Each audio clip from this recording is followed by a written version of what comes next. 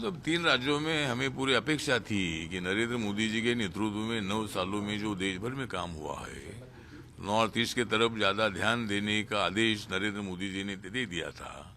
North east के लिए ज्यादा से ज्यादा बजट देने का भी निर्णय सरकार ने लिया था।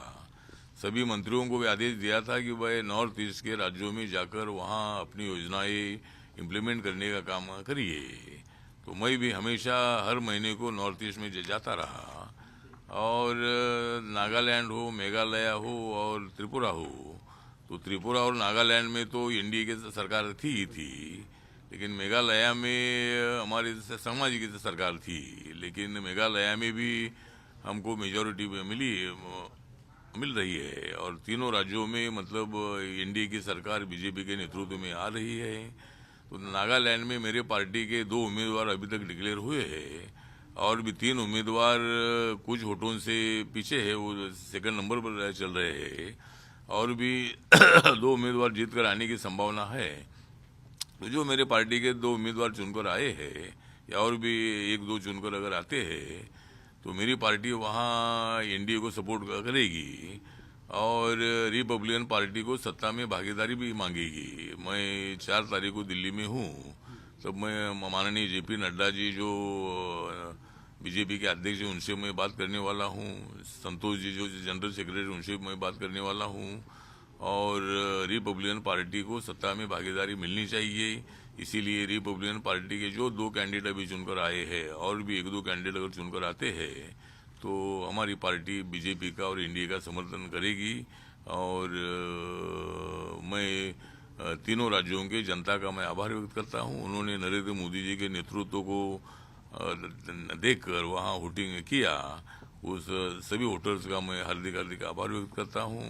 और रिपब्लिकन पार्टी का पहली बार मतलब नॉर्थ ईस्ट में खाता का खुल चुका है, इसीलिए रिपब्लिकन पार्टी को भी सपोर्ट करने वाले सभी वोटर्स का मैं आभार व्यक्त करता हूं। और अभी अपोजिशन वालों को मैं इतना ही बताना चाहता हूं कि नरेंद्र मोदी जी के विषय में उल्टी सीधी बात मत करते रहो। अगर आप ज्यादा उल्टी सीधी बात करते रहोगे तो और भी हमें ज्यादा जीत हासिल करने का मौका मिलेगा। अभी 3 राज्यों के चुनाव आने के बाद 2024 का वातावरण साफ हो चुका है, और 2024 में नरेंद्र मोदी जी के नेतृत्व में अपनी सरकार आएगी, और कम से कम 350 से ज्यादा सीटें हमको मिलेगी, ऐसा हमें पूरा विश्वास है। सर, बात करते हैं त्रिपुरा राज्य की, जहां कांग्रेस का खाता तक नहीं खुला है।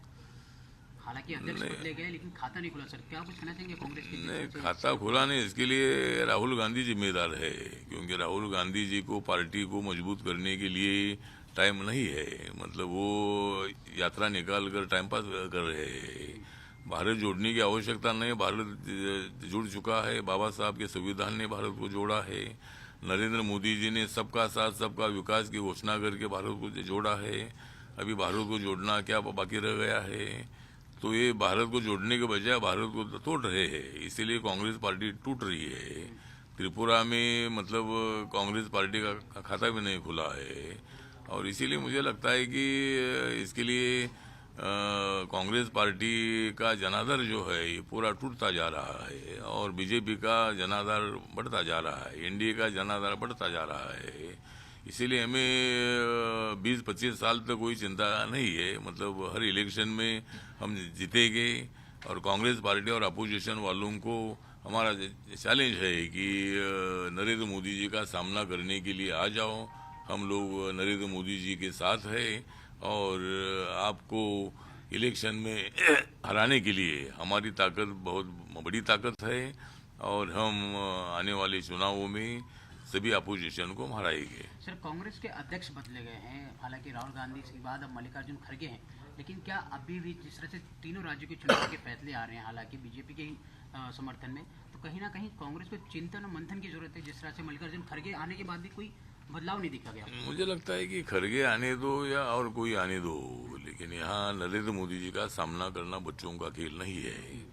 नरेंद्र मोदी जी के खिलाफ बोलते रहने से कोई सफलता मिलने वाली नहीं है, और नरेंद्र मोदी जी ने देश के लिए काम किया है। नरेंद्र मोदी जी ने बाबा साहब अम्बेडकर जी के विचारधारा को लेकर बाबा साहब का संविधान मजबूत करने का काम किया है, वो कर रहे हैं। इसीलिए दलित समाज बड़ी संख्या में नरेंद्र मोदी जी के साथ है, आरपीआई के साथ है। और इसीलिए मुझे लगता है कि कांग्रेस पार्टी को चिंतन करने की आवश्यकता है, मंथन करने की आवश्यकता है। लेकिन वो चिंतन और मंथन करते रहे, लेकिन हम हर बार सत्ता में आते रहेंगे।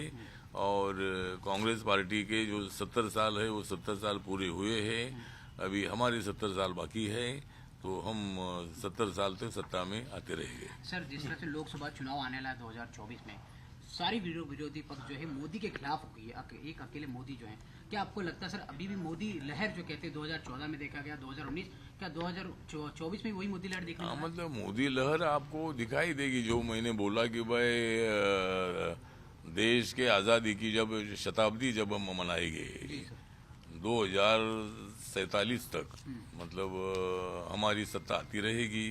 और नरेंद्र मोदी जी का सामना करने के लिए हर राज्य में एक एक नेता का खड़ा है, लेकिन नरेंद्र मोदी सबसे बड़ा है। और इसीलिए मुझे लगता है कि कितनी भी कोशिश करे, लेकिन नरेंद्र मोदी जी का सामना करना इतनी आसान बात नहीं है।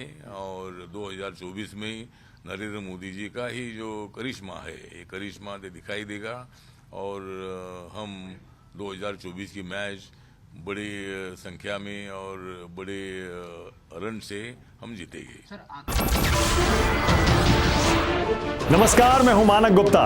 अगर आपको हमारा ये वीडियो पसंद आया हो तो इसे लाइक और शेयर जरूर करें। और हां, हमें सब्सक्राइब और फॉलो करना ना भूलें, ताकि आप देश और दुनिया की कोई खबर मिस ना करें। तो जुड़े रहिए हमारे साथ और देखते रहिए न्यूज़ 24।